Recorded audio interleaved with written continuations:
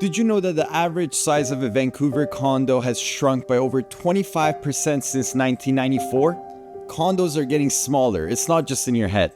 But why is this happening? And what does it mean for us, buyers, developers, and the city itself? In this video, we're diving into the real reasons behind this trend, and we're gonna find out if it's making Vancouver more livable or we're just cramming into glorified closets. Stick around until the end to find out why, and don't forget to like and subscribe if you like videos about all things Vancouver. Let's dive in. To understand why developers are building smaller condos, let's start with the basics. Money, zoning, rules, and a little thing called floor space ratio, or FSR. Don't worry, I'll keep this simple. Think of FSR as a rule book for how much you can build on a piece of land. Say you have a 5,000 square foot lot. If the FSR is 1, using the formula lot size times FSR, you can build 5,000 square feet of livable space as a one-story building or 2,500 square feet of buildable space as a two-story building. Easy, right? Now this could get extremely lucrative if the FSR is increased. For example, if the FSR is increased to 10, now you can build 50,000 square feet of livable space, and that's where you get those 20+ story high rises. But here's where it gets tricky. Vancouver zoning laws, sky-high land costs, and construction expenses make every square foot a premium commodity. Developers shrink these condos so they can maximize profits and stay within these limits. Now, construction costs have risen in recent years by quite a bit, particularly for concrete. So why are condos getting smaller? Here's the real story. Land prices in Vancouver are some of the highest in North America. Add in rising construction costs, thanks to labor shortages and material prices, and developers are under pressure to cram more units into the same space. Another reason is that high-demand neighborhoods like downtown Vancouver don't have any room to spread out, so they go vertical, but that means smaller units to fit more people. Did you know that many of these condos aren't even built for people to live in? Investors love these smaller units. They're cheaper to buy, easier to rent, and resell down the line. In some buildings, over half the units are owned by investors and not the residents that are living in them. Another reason is that smaller condos are cheaper to build. They require fewer materials, and usually they're more energy efficient. Plus, developers can market them as eco-friendly, which is win-win for their bottom line. Think about it. Is your condo smaller because a developer wants to save the planet, or because they need to save their margins? Let me know what you think in the comments. Now let's talk about you.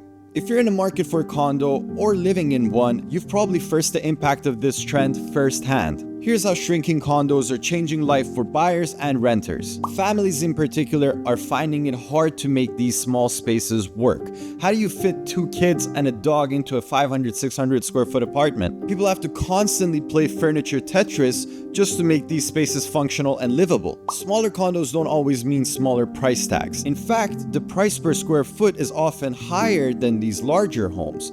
You're essentially paying more for less. Another downside of these condos is the toll that it can take on your mental health. Studies show that tiny homes can increase stress levels and even lower happiness levels.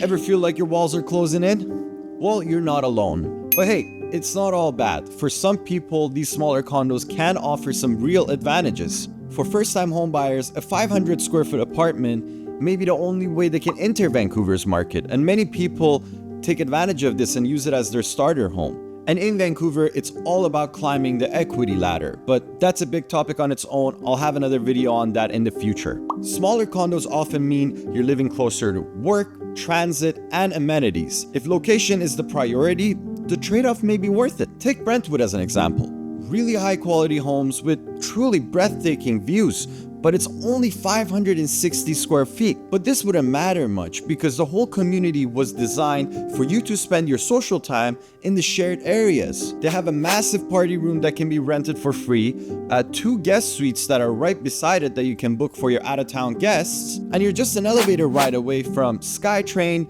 Rec Room, Cineplex, and a bunch of great restaurants in the area. Less space, but much easier access to all the amenities. As well, today's condos are becoming smarter than ever.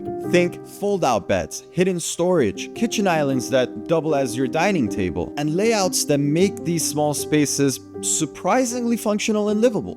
Finally, let's talk about the government's role. They're not just sitting on the sidelines, they're shaping the Vancouver housing market in a big way. To prevent uncontrolled expansion of urban areas, governments are prioritizing population density. That means smaller condos are part of the plan to fit more people in less space. But here's the kicker. Majority of Vancouver's land is currently zoned for single-family homes, which limits where multifamily housing can be built, limiting the already limited supply of land that we got, essentially forcing developers to work with what they got and build in the very few areas that are available. And the issue for me isn't the single-family home. The issue for me is the single-family zoning. We need to ensure that if a house is torn down, that there's options available for people to build housing that is more attainable for people. Now, some people say, well, you're displacing people. Well, if a house is being torn down, people are being displaced. The question is, are we gonna see another large home that's gonna be owned by millionaires there, or we're gonna see some units that are more attainable for families? There's also a heavy push from the government for greener living. Smaller homes use fewer resources and align with these climate goals, so the city is all for it. When we're talking about sustainability and finance, we're not just talking about a nice to have, we're talking about an essential. 70% of the global economy has committed to a net zero target by 2050. 40% of all global asset managers have made some sort of net zero commitment. So this is the water we swim in now, so to speak. Is this trend helping Vancouver's housing crisis, or just making life harder for its residents? Tell me what you think. So why are condos shrinking in Vancouver? For developers, it's about surviving a tough market. For buyers, it's a mix of sacrifices and opportunities. And for governments, it's a strategy to manage growth and sustainability. But here's the big question we should all be asking. Are smaller condos the solution to Vancouver's housing challenges, or is it just a band-aid on a bigger problem? Share your thoughts in the comments. If you enjoyed this deep dive, don't forget to like, subscribe, and share this video with your friends. It helps the channel a ton. And as always, thanks for watching. My name is Paris. See you in the next video.